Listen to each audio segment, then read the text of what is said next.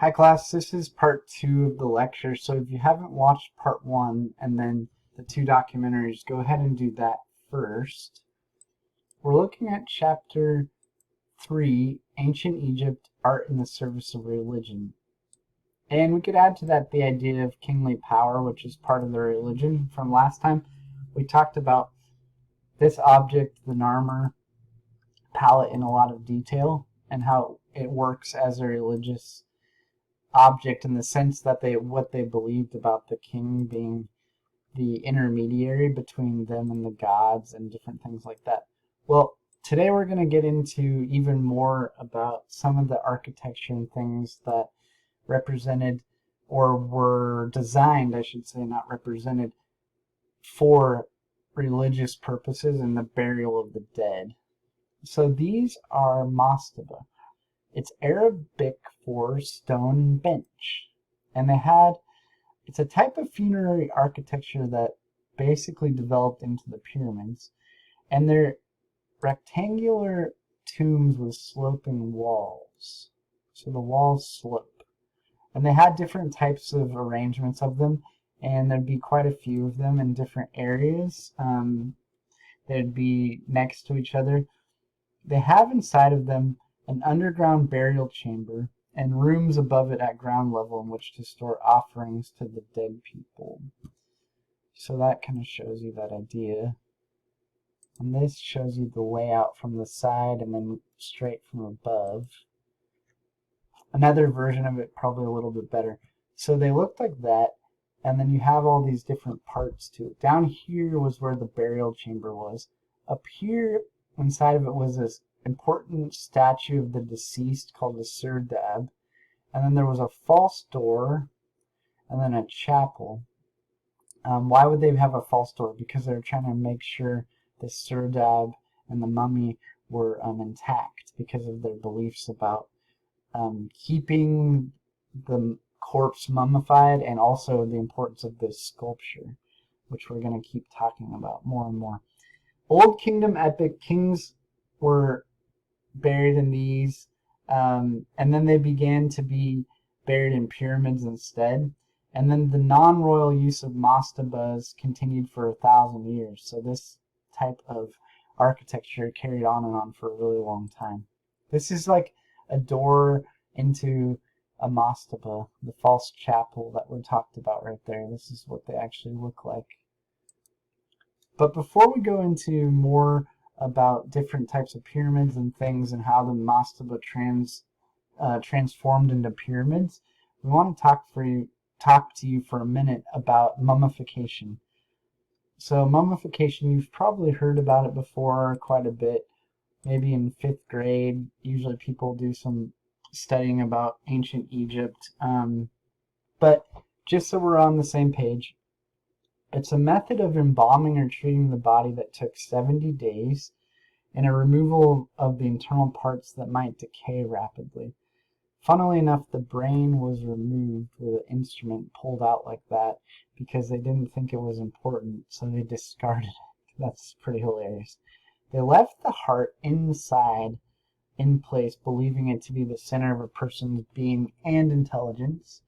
And then there are certain organs that they embalmed and put into these canopic jars that had the heads of certain gods and goddesses on them.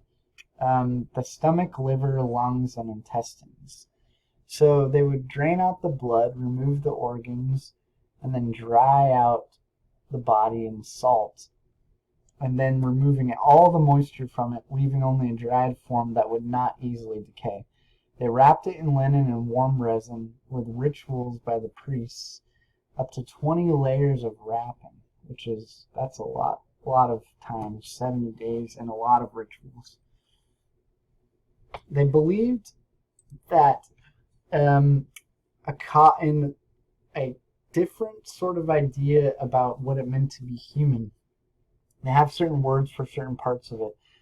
They believed in people having a ka, which was a spiritual entity, an aspect of the individual that would live within the body, live within it during life, and survive it after death. So it was connected to the body. So it was like a spirit or soul that was inside the body when you're alive, but continued to be connected to it after death, and that's why they wanted to mummify in this way. So the afterlife was a huge focus of Egyptian civilization, and it really did rule a lot of their aspects of their society. You could see it in the architecture and how much time they would spend, and resources and money and all of this the pharaohs would spend on their preserving their bodies in these giant pieces of architecture, right? And even beforehand in the mastaba. Okay? So they would put the mummy inside of different layers of like tombs and sarcophaguses and things, and to really protect it, and each one would have a lot of symbolism on it.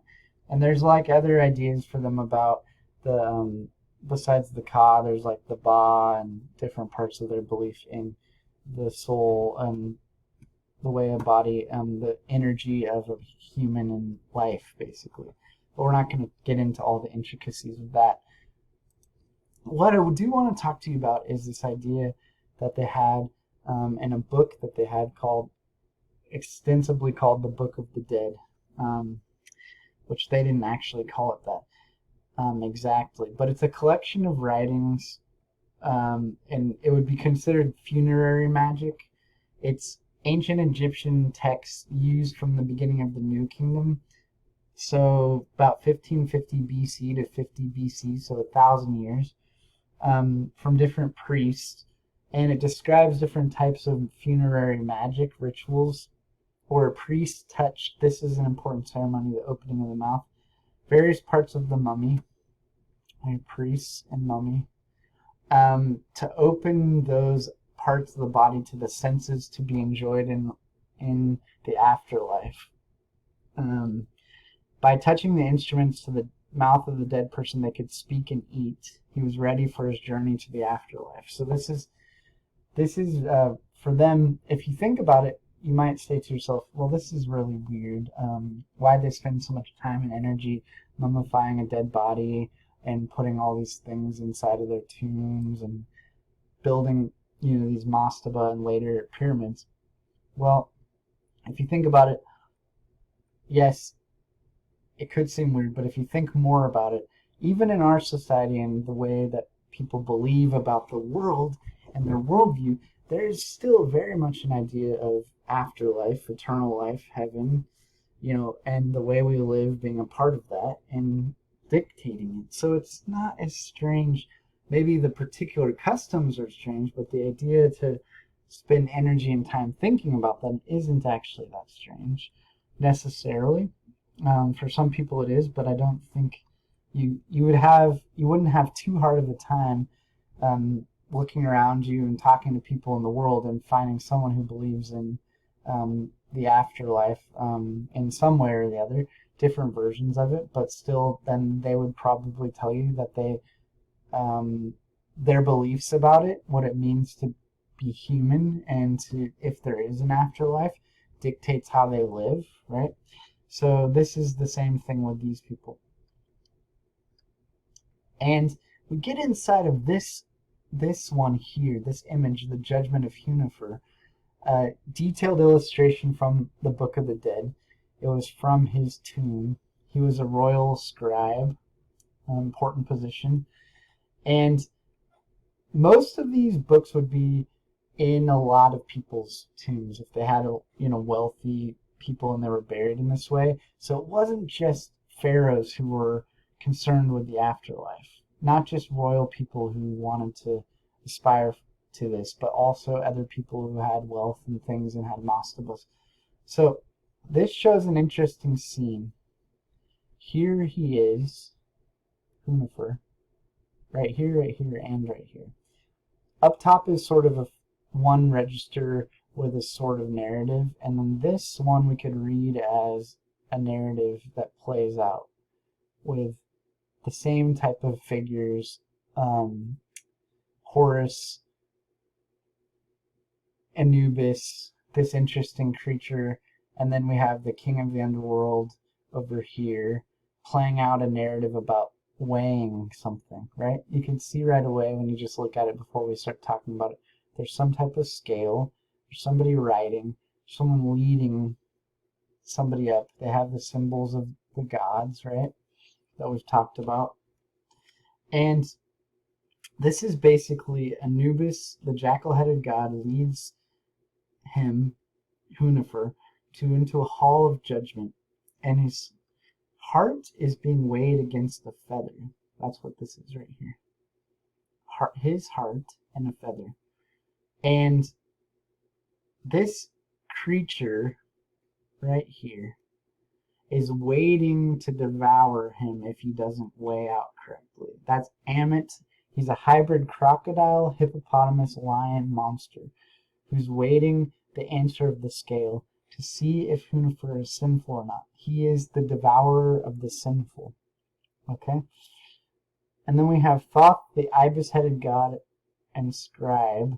Here he is, right here. He is going to write it all down. He's the record keeper.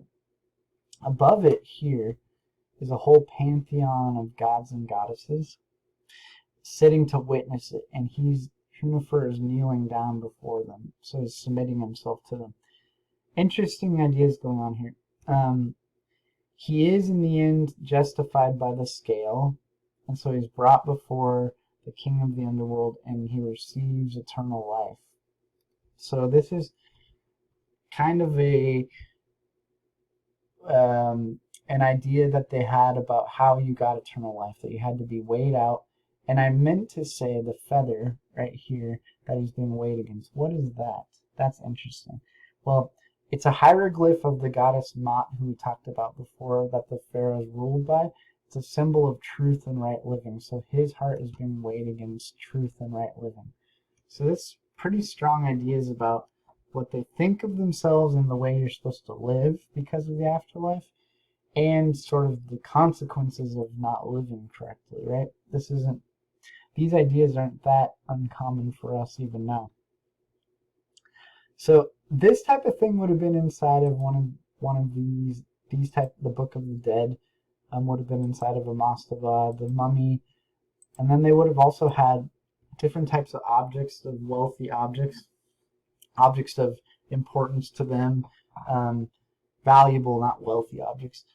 They would be buried with, and this is an example of probably one of the world's oldest woven garments from about 5,500 years ago, and someone had this buried with them because it was so well crafted.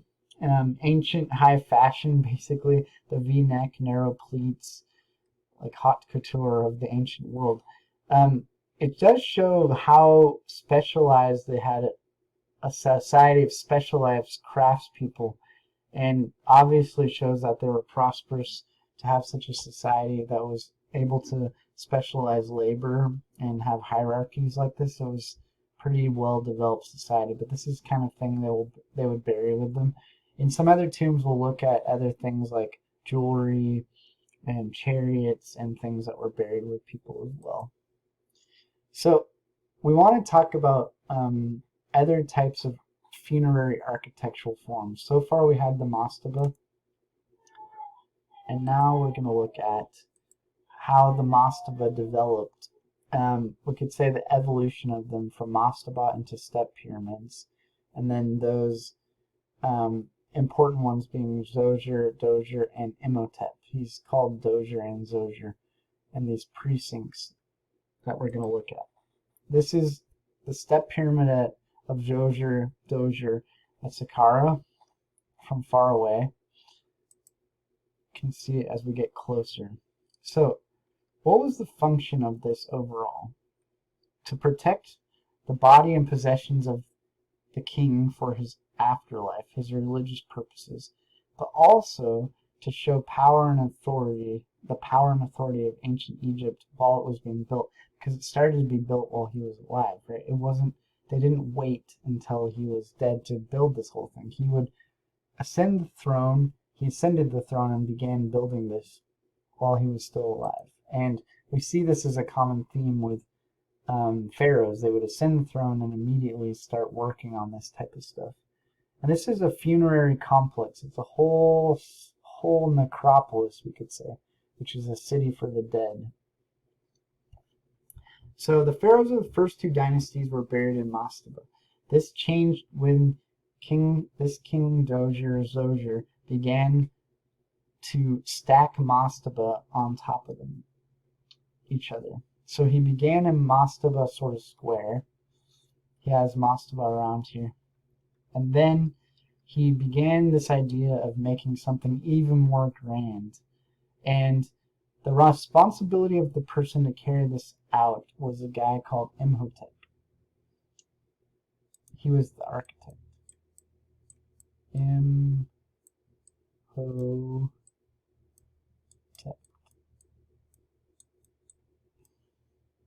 Imhotep.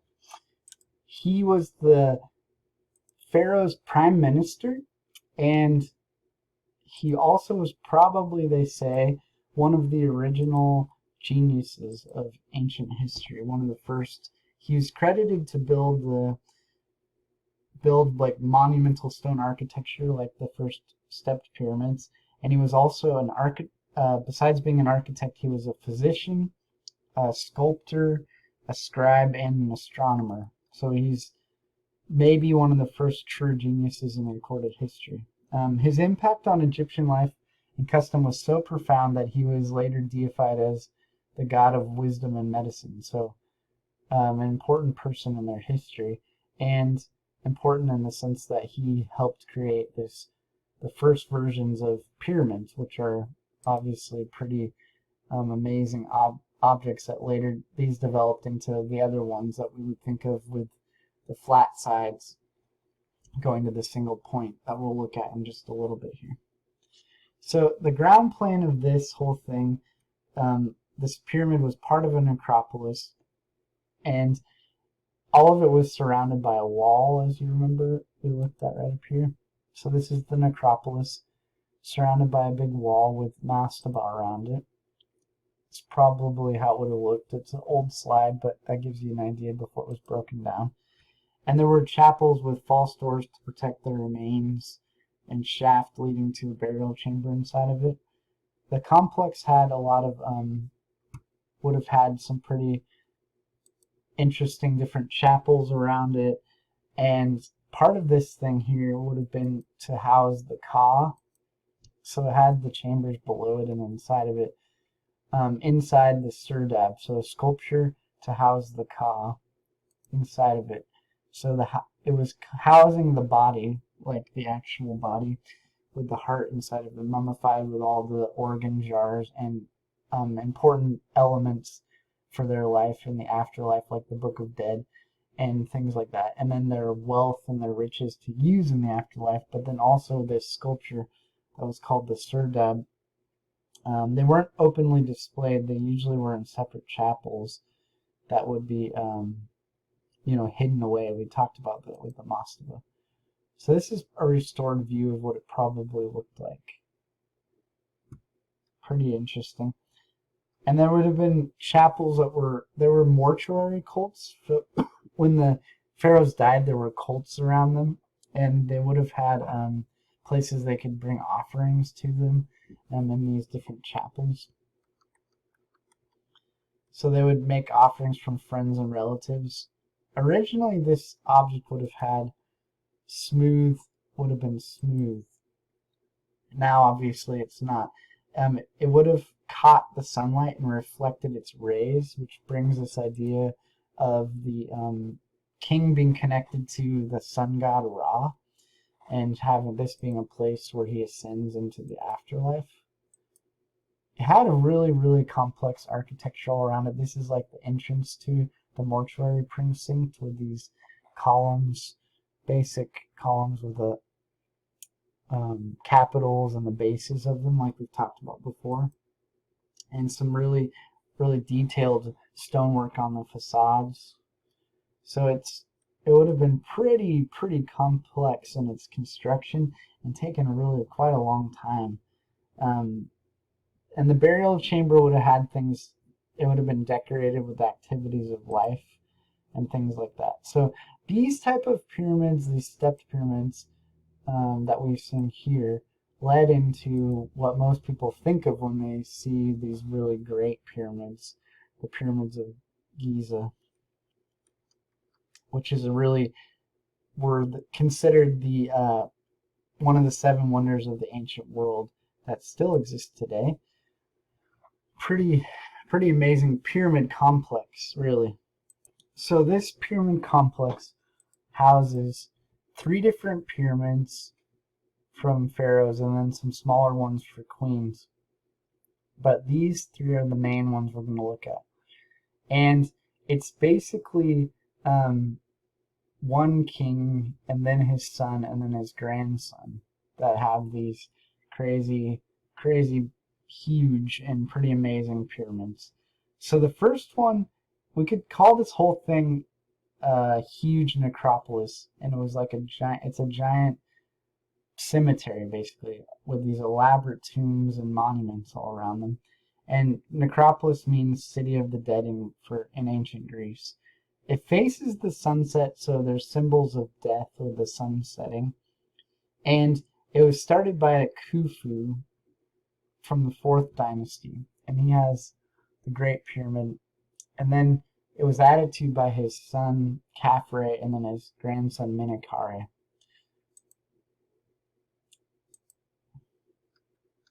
It's pretty crazy. These would have also been originally faced with limestone and been really smooth, but it's broken off mostly. We'll look at one here that has a little bit left of it, but mostly it's kind of been worn off over the years or been taken and used by other people. The largest of them isn't the one that looks the tallest, because the second one that was made by Khafre was put on higher ground, so it was made to look taller, but he still wanted to honor his father, so keep his actually smaller, but he kind of made it look like his was bigger, so he kind of honored his father and did whatever he wanted all at the same time, which is funny. But the tallest one, by Khufu, it would have taken 100,000 people working on it 3 months of the year when the Nile flooded for years and years and years to be able to build it, right? So this is an insane amount of labor. The 4 sides, the corners, are all oriented towards the cardinal points, north, south, east, and west. And that's true of all of them. So that's something that they have in common.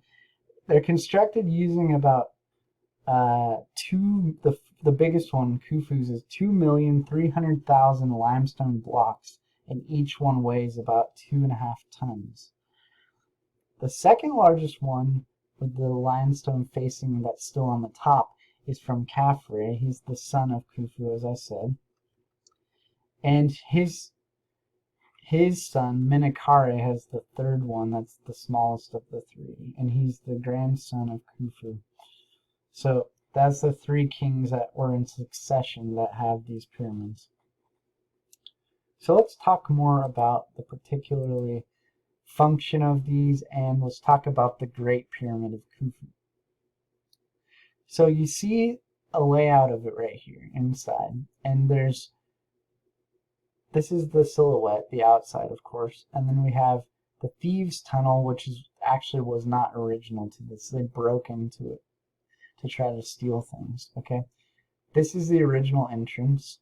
Down here is a false tomb chapel door, and then there's relieving blocks to help with the weight of the whole pyramid there.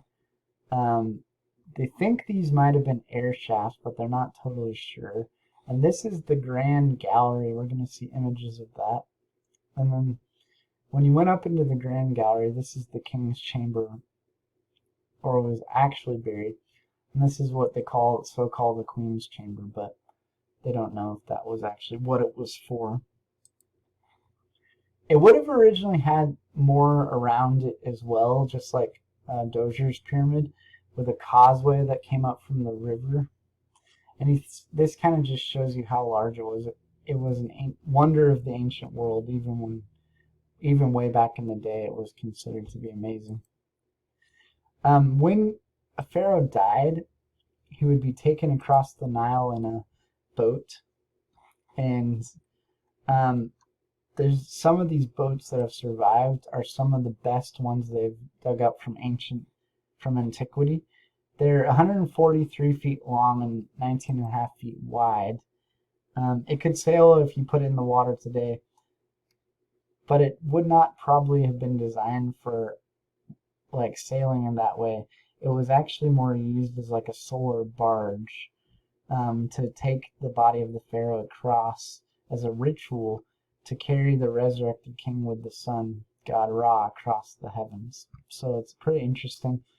Buried next to them, or those type of things. That was outside of the pyramid. There aren't a lot of artifacts left from inside of it because, as we said, it was broken into. This is how it looks on the outside now, today, but it would have originally been shiny and smooth. This is the entrance that people go into, the robber's tunnel. So we're looking at it right here. Then when you go into the grand gallery of the pyramid, this is the type of view you would have, right? This is it. So if you go in now right here, you would have originally gone in there. We're looking up this direction into the grand gallery. We're looking down the grand gallery. This robber's tunnel was created in AD 820 by a caliph and his workmen using a battering ram. But even before they created that, it had already been looted in the Middle Kingdom. They would loot pyramids to build new things. So in the New Kingdom, they were doing construction in the Valley of the Kings. They weren't opposed to coming to something like this and taking parts of it. They didn't necessarily care about other people who had gone before them, their monuments surviving, and so that's why the surfacing of it has been changed so much. A lot of this inside would have originally been decorated with paintings, especially the actual king's chamber inside would have been decorated with paintings. Inside here, he would have been buried. His mummy would have been inside of this big sarcophagus here.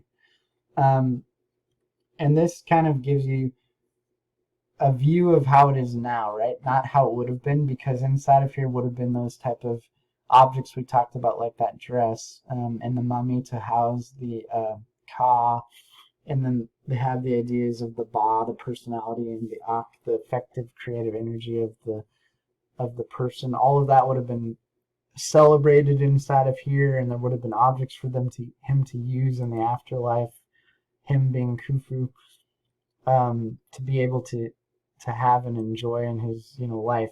But this is all that's left of it right now when you go inside of it, because it's been robbed. So you go through that huge ascending passage and into the king's chamber, and this corner is broken off. They don't know if that was because of the robbery or if it fell when they were trying to take it across the river or something like that. But this is where the mummiform would have been inside of, to be preserved for Khufu would have hoped for eternity, basically.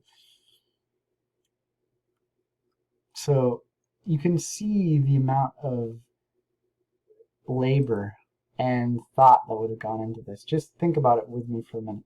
Here's this guy, one guy has spent this much energy and time with other people and money to be able to build this giant thing, and has all of this sort of crazy layout to fool people with like a false tomb.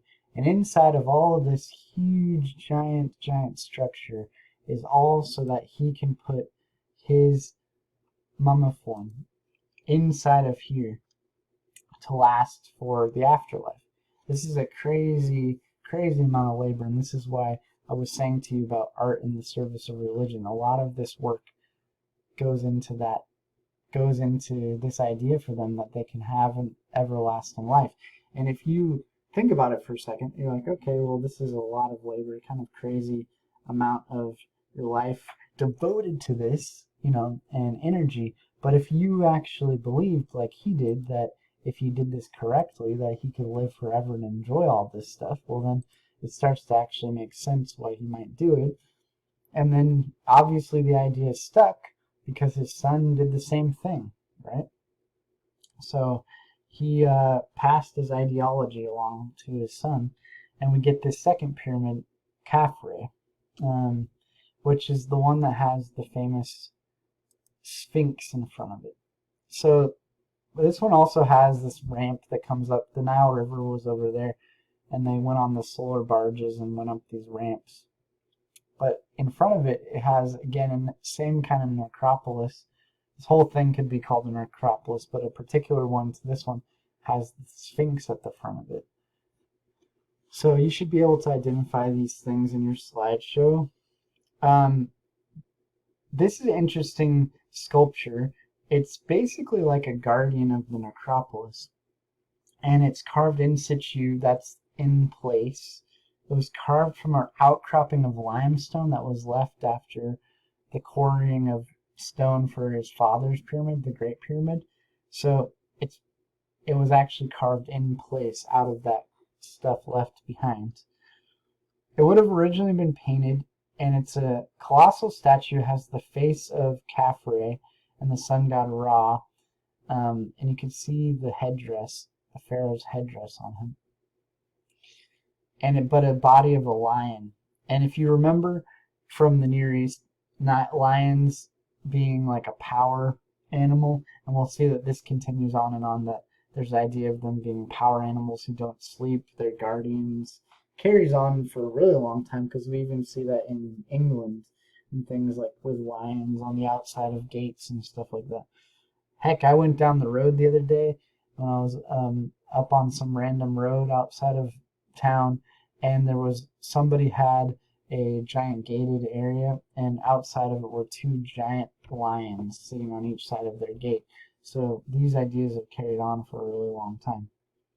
So in the ancient Near East, there was this idea that lions never slept. So never sleeping is associated with the idea of being watchful guardians, and also with the sun as the eye of heaven. So him being like a lion is associating with the sun god Ra. They think originally also the top of the pyramids may have had gold on them, like gold sheet leafing, to be that idea of the sun's rays. But we know for sure the limestone cap that remains here would have been across the whole surface and would have been reflective originally. The nose is gone because it was mutilated by a sultan back in AD 1300, and then in 1798, Napoleon's soldiers, when they were coming through Egypt and the Egypt mania was happening that I talked about, they used it for target practice and shot it off. So it's been damaged quite a bit.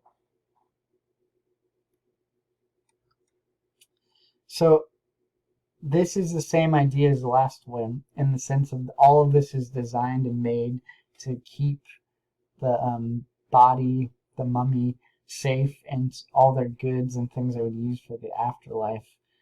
And they would do all this stuff before they even died to ensure their mummy would be safe, right? This is the labor that they would put into all this. And they had these huge complexes to celebrate themselves. So it is about, of course, about like the afterlife, but it is also very much about the idea of their splendor as a society, right? If you think about it, if you saw this as a person, a small regular person, you would think, wow, our society is amazing, and you would revere your pharaoh. But also, if you were like in a different from a different place, and you were coming to like as an emissary to talk to the pharaoh, these type of things would be very impressive. And this is probably how the Sphinx would have looked, something like this, when it was painted. Before the nose got shot off and it was painted, it would look, like a pharaoh's face on a lion's body. And there's a huge necropolis here with all the same type of chapels and things that are all around it, and a causeway. You can see here all of them had these causeways. Here's the river, right? And they this is Menkare's smallest pyramid. There's Khafre's that we've been looking at, and then Khufu's one is over there. And then there's all these kind of royal family member mastaba around in the necropolises, and there's the Sphinx. So this kind of gives you the ideas of all the things that we've been looking at, where they're placed in the landscape. This last one is a look at Menkare's pyramid. It's the smallest of the three, and it has the Queen's pyramids in front of it. It's very much laid out like the other ones, has a very similar architectural plan, and it has the causeway with the boat pits and the same type of layout, like I said just a second ago, because it's made to do the same type of things.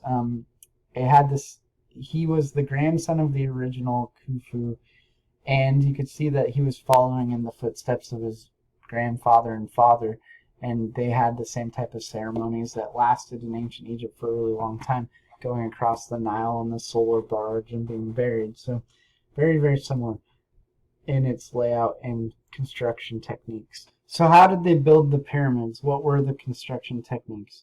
There's all types of crazy documentaries out there that say aliens or lizard people or some far-fetched idea built them.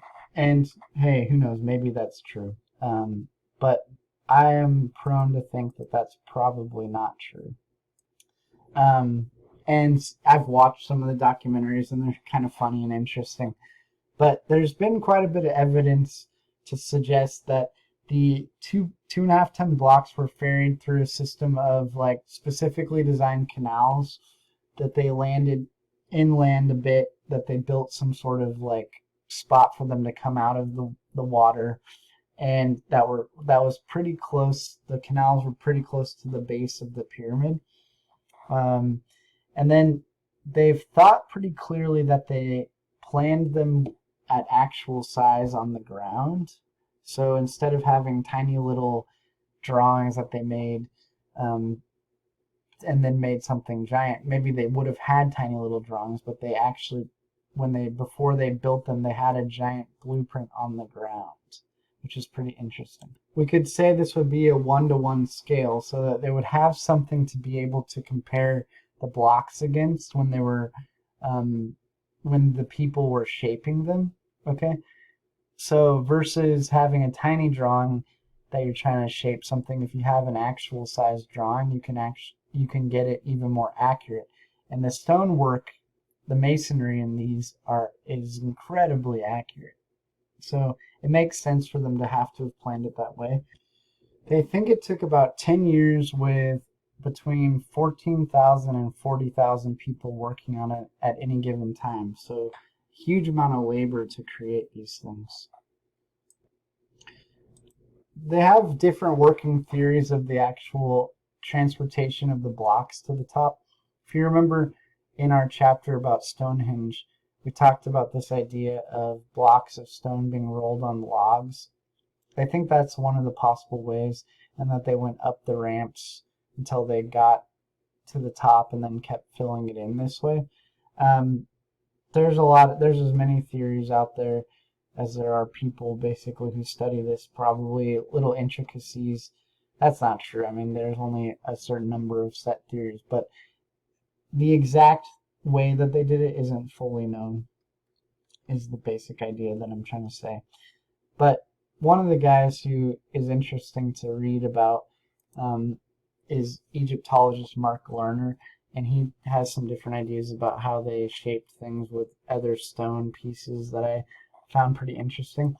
And then there's also this book that, if you're into this type of thing, by David Macaulay, called Pyramid, that outlines a lot of the ways that they think they would have made it, and he has these really intricate, pretty beautiful illustrations of it, and how they leveled out the base of it using water to get the whole base level all at once, and then built it up bit by bit.